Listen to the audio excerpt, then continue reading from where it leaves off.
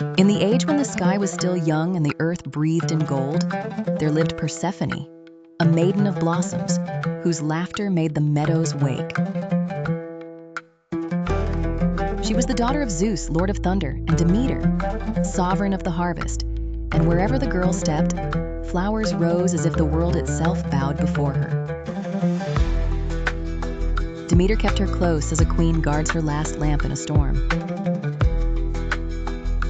No shadow touched Persephone's feet, no wolf's breath disturbed her hair, and this care, though born of love, became the first chain upon her life.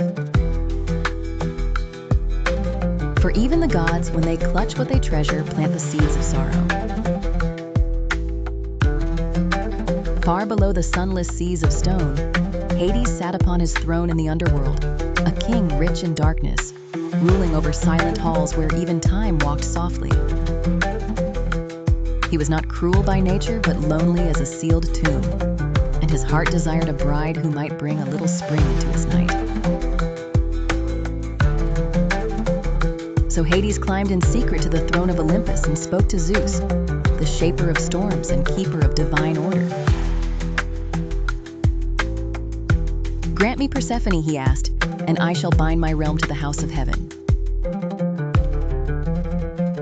Zeus, who weighed kingdoms as sailors weigh anchors, saw not a daughter, but an alliance.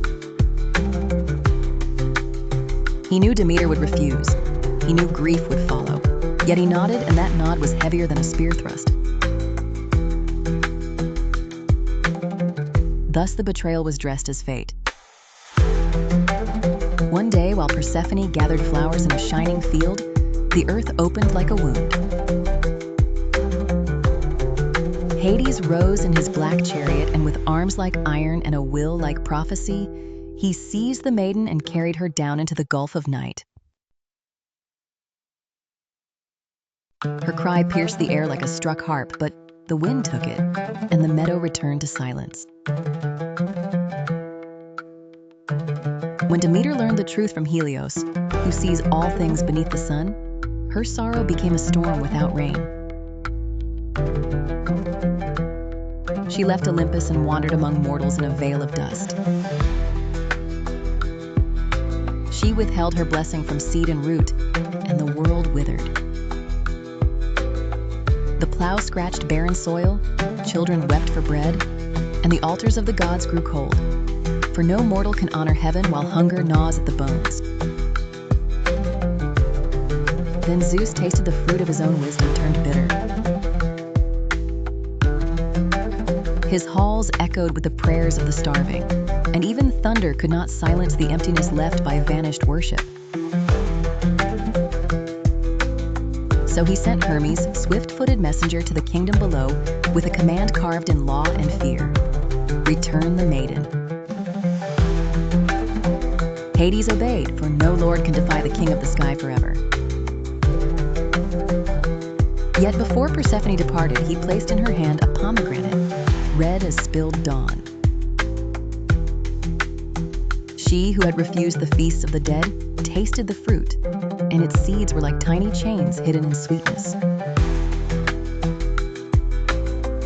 By ancient law, the one who eats the food of the underworld belongs partly to its shadow. So when Demeter embraced her daughter at last, joy clashed with doom. Persephone could not remain wholly above nor wholly below. A bargain was struck among powers who called themselves wise. For part of each year she would reign beside Hades in the dark. For part she would return to her mother and awaken the fields. And that was how the seasons were born. When Persephone rises, Demeter smiles, and the earth wears green robes and golden crowns.